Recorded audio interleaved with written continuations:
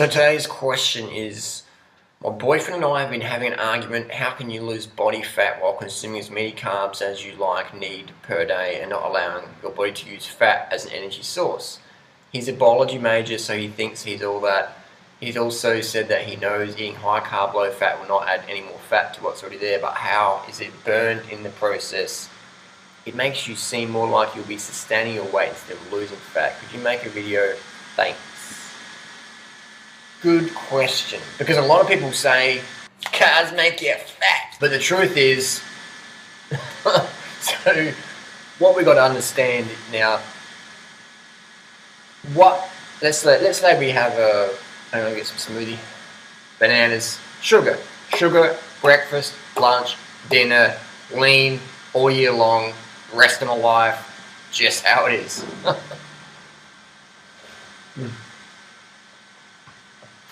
Sugary. Look up banana date sugar smoothie on YouTube. Banana date sugar smoothie. That's how I blend my smoothies. That's why they taste and look different. So we got this theoretical person. Let's say we'll use a 300-pound person. All right, a 300-pound person. So let's have an imaginary person. Let's say 6 foot, 300 pounds.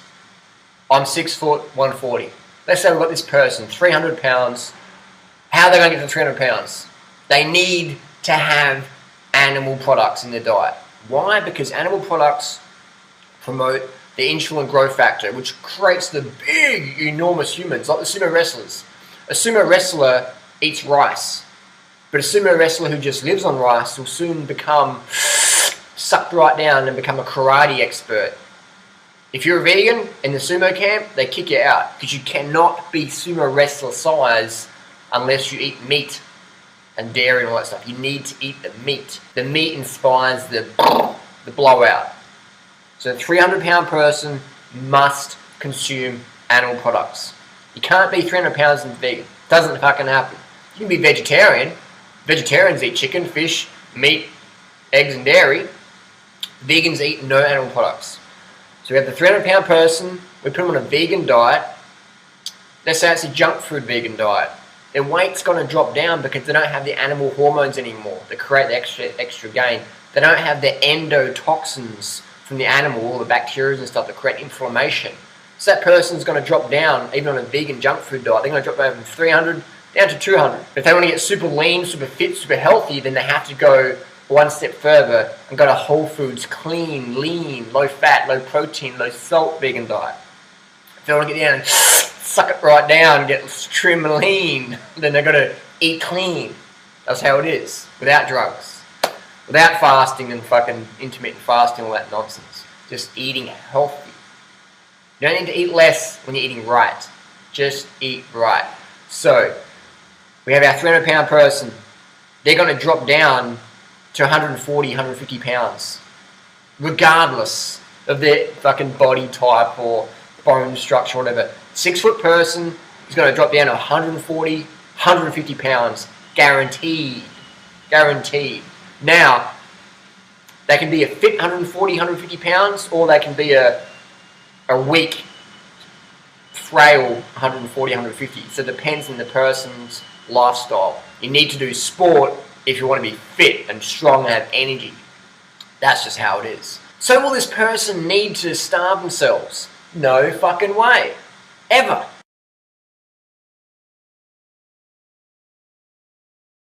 People have this in their mentality that if you're 300 pounds, you got that way eating steamed rice and bananas. But it's fucking so absurd. Because how many people do we know who are 300 pounds? I know heaps of 300 pounders. And how many of them will eat steamed rice or bananas for dinner? None of them. None of them. And that's why they're fucking 300 pounds.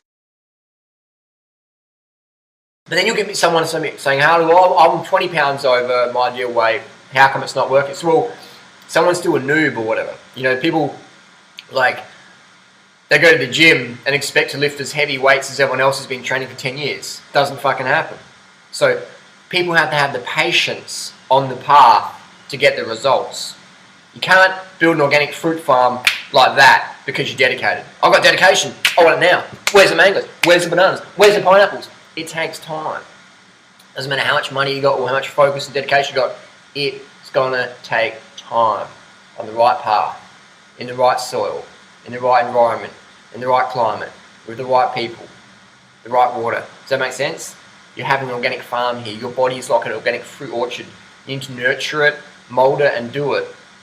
People are getting seeds and they're wrapping the seeds in concrete and think it's going to grow. They're trying to achieve their weight loss and health goals by limiting their calories or limiting their carbs. They're trying to get fitter on less food. People say, Harley, it's simple, just eat less and move more. It's like, that's like telling your car, drive more with less fuel. It doesn't fucking happen. You can't do more on less carbohydrates. It doesn't work that way. It's like telling the kid in the desert who's run out of water on the National Geographic program, walk faster. You got less food and water, walk faster. And when your kidneys blow out and when you're in ketosis and you're tripping over, walk faster. The body doesn't work that way. We need the carbohydrates. The person who's a biology major, this guy's a biology major, what the fuck are they teaching people today? Biology major says that you need to starve yourself to drop your body fat, that you can't consume carbohydrates because if you consume carbohydrates, your body won't use fat as an energy source. Biology major says that for the body to use fat, you have to cut your carbohydrates out. So you eat fat to lose fat. It's like, it's like using fire to put fire out. No, you need water. To burn fat, you need carbohydrates. Fat burns in the flame of carbohydrates. That's why I'm so lean all the time. Because I'm eating so many carbohydrates and so little fat and so little protein and so little salt. There's no, what the fuck are people learning? That's why I don't study nutrition. Because if I was studying nutrition at university, I'd constantly have my hand up and the lecturer would go, Harley, and I'd be like, that's fucking bullshit. And I'd put my hand up again. And the lecturer would go, Harley, and I'm like, that's also fucking bullshit. And I put my hand up again. The lecturer would go, Harley, and I'm like, well, what the fuck are you teaching? Why are you fucking fat? You're teaching nutrition. So it doesn't make people bad people because they're overweight. I'm not having fun anymore. I'm just saying that there's so much confusion out there. But hey, if you want to get fat, you need to have animal products. If you want to get fucking huge, if you want to have a sumo wrestler physique, you need to have meat and dairy and eggs and fish and a high protein diet. You need to spike the fuck out of your insulin levels. That's why bodybuilders inject insulin. Non-diabetic bodybuilders will inject insulin. Why? Because insulin is one of the most anabolic hormones, steroids around.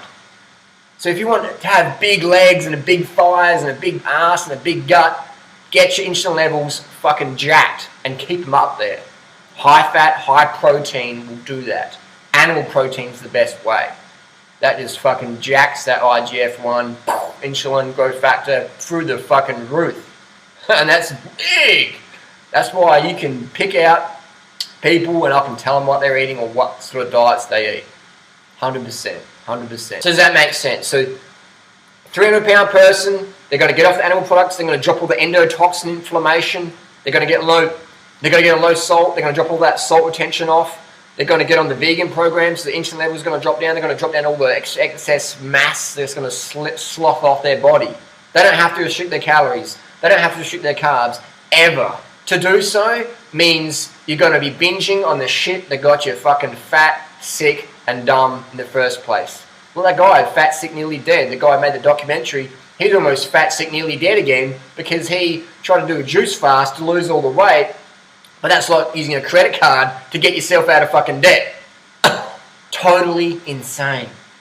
So bottom line, you never have to limit your carbs because the high carb, low fat, low protein, low sodium vegan lifestyle will naturally it'll reset all your hormones over time.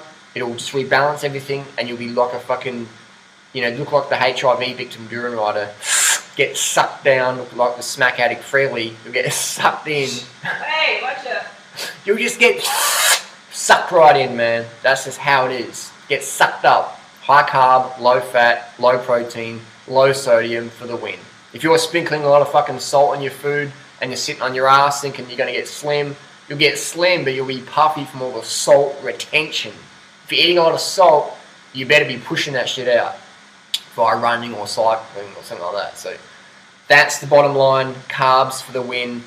Tell people go to China, go to Thailand, go to Kenya, go to the rural areas where people have got enough calories, they're eating a traditional high carb, low fat, low protein, predominantly plant-based diet, very low salt, very slim people, 100%. I've been there on my bicycle, I can tell you firsthand. Does that answer the question? Hopefully it does. Carbs to the win. If in doubt, high carb, low fat, low protein, low sodium, vegan, fruit's your friend, 30 fucking bananas a day.